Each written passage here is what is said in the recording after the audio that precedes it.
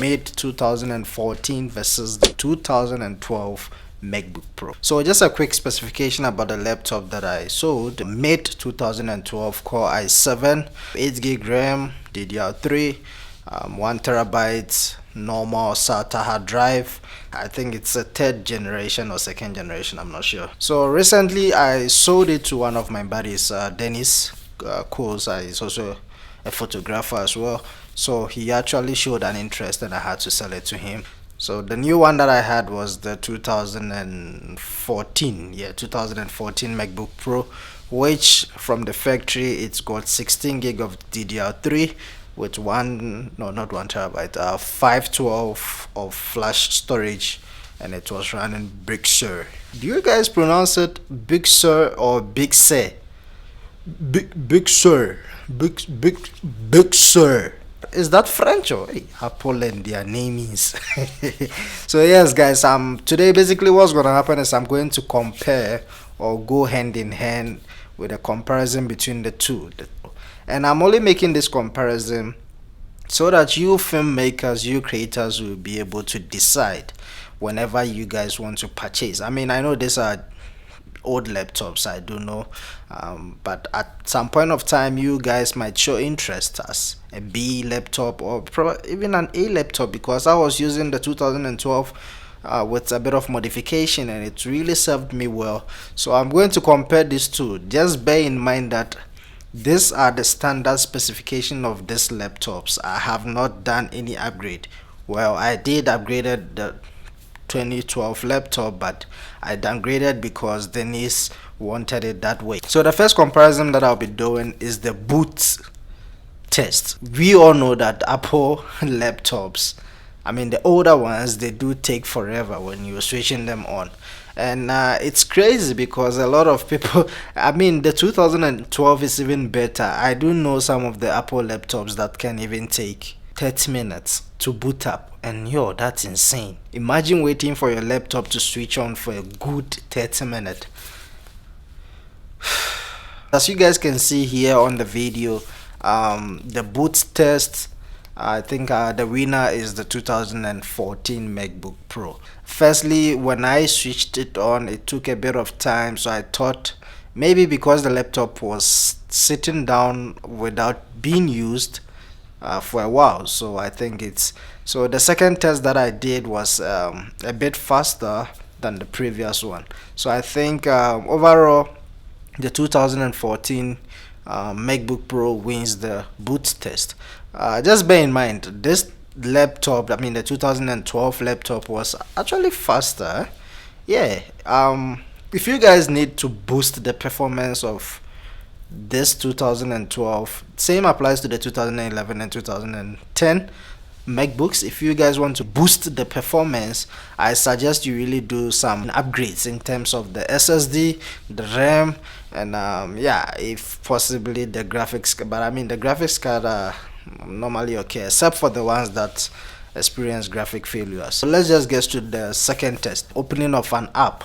So you guys can see here, I'm trying to open Final Cut Pro, but here there was a bit of difficulties. Like I said, the laptop was sitting for a while without being used, so the 2012 really struggled a bit. Yeah, it really did struggle. So what happened is, I think the software was actually uninstalled, so I had to reinstall it again, and that took a bit of time. So in the second test I tried to boot it again, but I think it still wasn't able to compete with the 2014 MacBook Pro. So overall, with the opening of applications, I think I still give it to the 2014 MacBook Pro. Yeah, as you guys can see the runtime here, the 2012 is not actually bad. It all depends on your workflow. If you need something extremely fast, then I suggest you go with the high-end MacBooks, or you do some massive upgrades. The older laptops actually gain some more performance, speed, and all that once you do an upgrade. Bear with me, I did upgrade the 2012. I just downgraded because it's been so, like I mentioned. So I do know what I'm talking about. The 2012 can actually compete with the 2014 when you do a massive upgrade on it. and that's the, I mean, benefits of owning the 2000 and mid 2012, mid 2011. You do have much space and room for upgrades. Yeah, I mean the 2012 laptop, it looks okay, even though it's a bit, I mean, thicker than the 2014, but you do get the chance to do some massive upgrade when it comes to installing of SSDs and all that. So basically what happens is the optical drive, I took it out and then bought the caddy for the hard drive.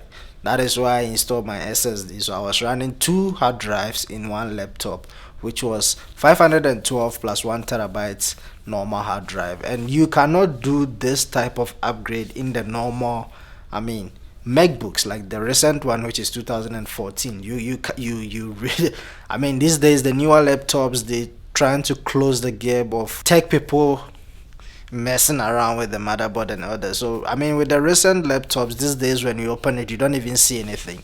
The only thing you see is motherboard. But luckily, the 2014 one, you still get the chance to upgrade the SSD, which is the flash one. But with the RAM, you only get it stock from the factory or from the shop or whatever you may call it.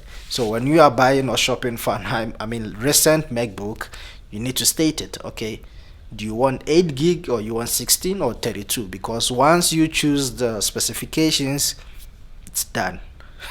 It's lifetime. You're going to stay with this forever. So you guys need to really specify the rendering tests. I tried, I actually shot one 4K video, same resolution, same video, everything, and then I dumped them on each and every laptop. I mean the 2012 and the 2014. Surprisingly, it was in 4K. I mean, that's a massive file. I shot it in IBP on a crop sensor body, but I still retain, I mean, a bit of resolution. I mean, 4K is 4K. So I dumped it on both systems. You guys can see here, the 2014 really rendered the file or the projects quicker compared to the 2012. The 2012 really took a bit of time. I think it's double the time of the 2014, but I did try. Like I said, I mean, these days you hardly get a machine that can render 4K footages. I mean, it's not that bad. Here we're comparing 2014 and 2012, which is a huge gap in between, and even the specifications are not the same. So here we're looking at 16 gig plus 8 gig and a 112 flash storage, comparing to a 1 terabyte normal, I mean, hard drive. So overall the specifications are different. I didn't wanted to do any upgrade or match the specifications same to the machines, because I wanted them to be on stock standards, so you guys may know whenever you are purchasing it. Shutdown test. Here we'll be shutting down both system and see how fast they may go.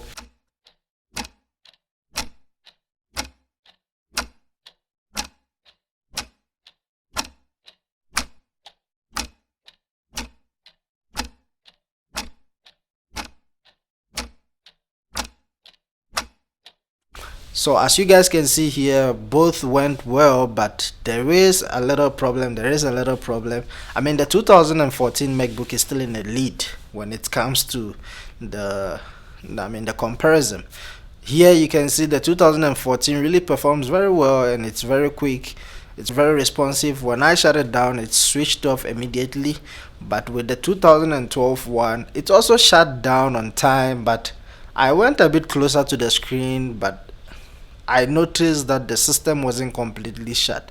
The light was still displaying, and it only went off after I did my hands with the sharp sign. That is when the laptop went off. So you guys can see it really took a bit of time. You guys may not be able to tell from the screen, but when you are closer to the laptop, you will notice that the laptop is not totally shut. Shutdown test still goes to the 14 MacBook Pro. Overall, 2014 MacBook Pro is actually faster with the stock specifications. What I can say is it all depends on your workflow. If you think you're going to do a massive editing on this system, or if you need a machine to do a massive editing or project, I think it should stick with the 2014 MacBook Pro.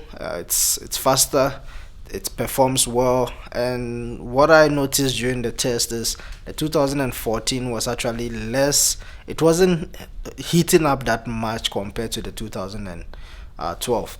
The 2012 really gets hot when you put a lot of pressure on it in terms of edits, especially with higher resolution content. That you can actually hear the fan spin louder. I mean, the 2014 also spins, but it spins, I mean, a bit romantic. You feel it. My final thoughts and opinions on this: if you have the budget, or if you are looking for something faster to edit your content and you have the money, then I would really suggest you check out the 2014 MacBook Pro. But bear in mind that when you are buying this, you need to go with the one with the at least 512 flash storage, and also make sure that it's got a graphic card. Do not go with the one that has the dedicated Windows integrated or whatever graphics card. Just make sure it's got double graphics card, the Nvidia one and also the integrated one. And that's going to really help you with your workflow. If you don't have enough money but you still need something to work around in terms of your projects when it comes to 4K footages, 1080p footages, man, why not? I think the 2012 laptop can still do a great job. I was editing my project for over, I mean, it was approaching a year if I'm not mistaken, and I've been editing most of my content on the 2012 laptop. So if you have less funds or less budget, you can still stick with the 2012. Just use a bit of RAMs to get yourself an SSD and extra RAMs to make it at least 16 or yeah, wherever, because with the 2012 you actually have two slots which can take 8 so you really have a huge room for upgrades compared to the 2014 one. So far so good. Good laptops. If you have any questions based on these two machines, just list it in the comment section. Remember, this is not a deep or a major test, or I mean professional test. This is just a basic test for you guys to be aware whenever you want to purchase this, especially for content creation, production work, or anything that has to do with media editing and so forth. So yeah, man, if you guys want deeper comparison, like I said, list it in the comment section. Any comments, any questions, drop it in the comment section. I'll probably I'll have to reply you. So I'll see you guys in the next one. Peace.